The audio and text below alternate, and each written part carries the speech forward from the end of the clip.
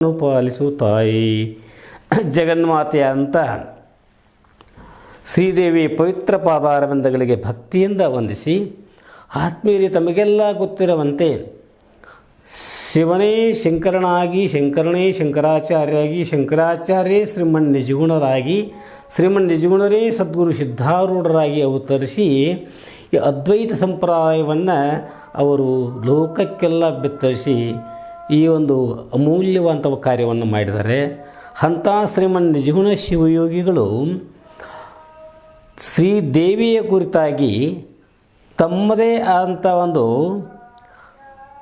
ಕೈವಲ್ಯ ಪದ್ಧತಿ ಅನ್ನುವಂಥ ಗ್ರಂಥದೊಳಗೆ ಪರಮೇಶ್ವರಿಯ ಪುಣ್ಯನಾಮವನ್ನು ಪಗಲಿರಳು ಸರಸಾನುರಾಗದಿಂದೋದಿ ಕೇಳಿದವರ್ಗೆ ತುರಿತ ಕಂಟಕ ಒಳಿದು ಕೈ ಸಾರುತಿಹ ವಮಳತರ ಭೋಗ ಮೋಕ್ಷಗಳು ಅಂತ ಹೇಳಿದ್ದಾರೆ. ಅಂದರೆ ದೇವಿಯನ್ನು ಸ್ತುತಿ ಮಾಡುವುದರಿಂದ ಏನಾಗ್ತೈತಿ?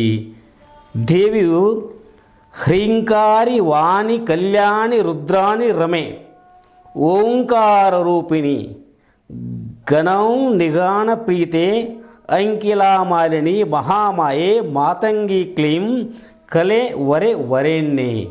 ಇಂಥ ಜಗನ್ಮಾತೆ ಅಂತ ದೇವಿ ಓಂಕಾರ ಸದನೆ ಶರ್ವಾಣಿ ಶಾರದೆ ಸತ್ತೆ ಕೊಂಕವಚೆ ಮುಖ್ಯೆ ಮಂತ್ರಾದಿ ದೇವತೆ ದೇವಿ ಶ್ರೀಂಕಿಲಾಕರಿ ವಿದ್ಯಾಂಗಿ ಮಾತ್ರಕ್ಕೆ ಮಾನ್ಯೆ ಶಾಂಕರಿ ಶಾಣಿ ಎಂದು ದೇವಿಯನ್ನು ಹೊಗಳ್ತಾ ಇದ್ದಾರೆ.